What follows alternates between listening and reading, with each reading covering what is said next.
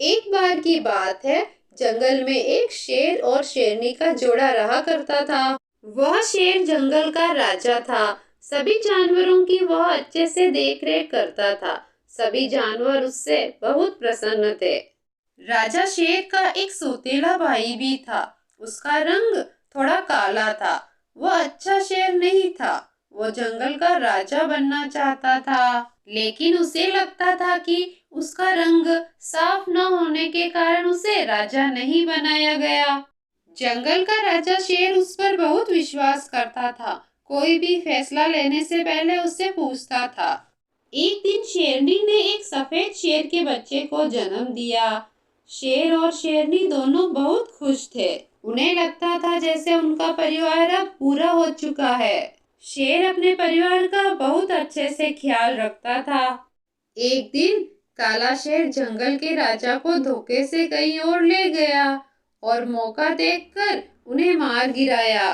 जब शेरनी को इस बात का पता चला तो वो अपने बच्चे को लेकर वहां से भागने लगी, क्योंकि उसे पता था काला शेर उसे और उसके बच्चे को जिंदा नहीं छोड़ेगा। तब शेरनी को रास्ते में एक लोमड़ी मिली। अच्छा हुआ लोमड़ी तुम मिल गई। लोमड़ी, मेरे बच्चे को कहीं दूर ले जाओ। क्या हुआ रानी माँ? काले शेर ने मेरी पति की हत्या कर दी है। अब वो हम दोनों को नहीं छोड़ेगा। मेरे पास ज्यादा समय नहीं है। तुम मेरे बच्चे की अच्छे से देखभाल करना और उसे निडर बनाना, ताकि वो बड़ा होकर अपने माता पिता की मौत का बदला ले सके। पर रानी माँ, मैं कैसे रानी माँ? मेरे पास ज्यादा समय नहीं है। जल्दी करो लोमड़ी, जल्दी से इसे अपने साथ कहीं ले जाओ। वो दुष्ट शेर किसी भी समय यहाँ आता ही होगा मुझे ढूंढते हुए। फिर शेरनी अपने बच्चे को एक नजर प्यार से देखती है और उसके माथे पे हाथ फिराकर उसे लोमड़ी को सौंप देती है। फिर लोमड़ी शेरनी के बच्चे को कहीं दूर गुफा में ले जाती है।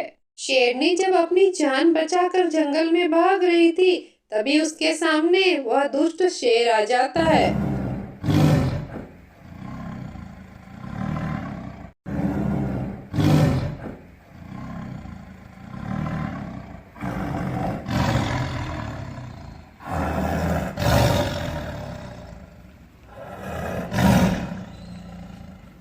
कहाँ है तेरा पिल्ला?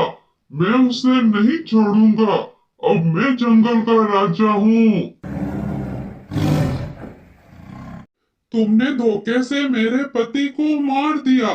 कितना विश्वास करते थे वो तुम पर तुम विश्वासघाती निकले। मेरा बेटा बड़ा होकर तुमसे अपना बदला जरूर लेगा। शेरनी की बातें सुन शेर को गुस्सा आ जाता है और वो शेरनी पर हमला कर देता है और उसे मार देता है।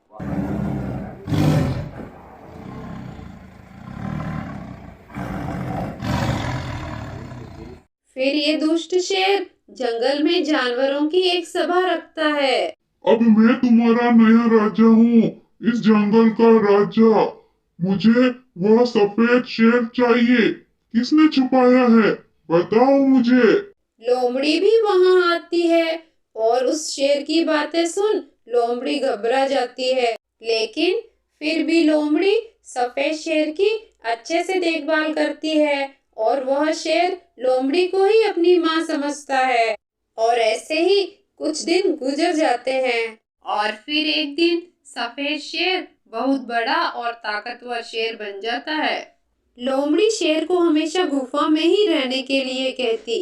गुफा से बाहर जाने के लिए वो मना करती थी, क्योंकि लोमड़ी जानती थी अगर सफेद शेर को उस दुष्ट शेर ने देख लिया तो वो उसे जिंदा नहीं छोड़ेगा। माँ, मुझे तुम जंगल में क्यों नहीं जाने देती हो? जंगल कितना खूबसूरत है, मुझे भी देखना है। लेकिन लोमड़ी कोई ना कोई बहाना बनाकर शेर की बात को टाल देती थी। लेकिन जब एक दिन लोमड़ी गुफा में नहीं थी तो शेर मौका देखकर जंगल घूमने निकल पड़ा। लेकिन अचानक उस शेर के सामने वह दुष्ट शेर आ जाता है और उसे देखते ही वह दुष्ट शेर उसे पहचान जाता है और वह दुष्ट शेर गुस्से से जोर से दहाड़ मारता है।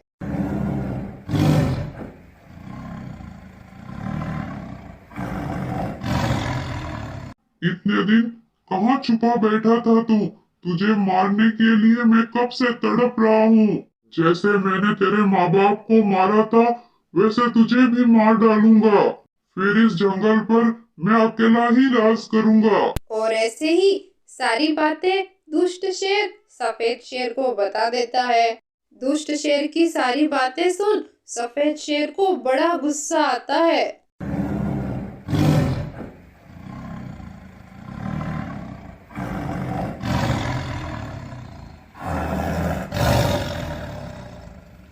फिर दोनों के बीच भयंकर लड़ाई होती है।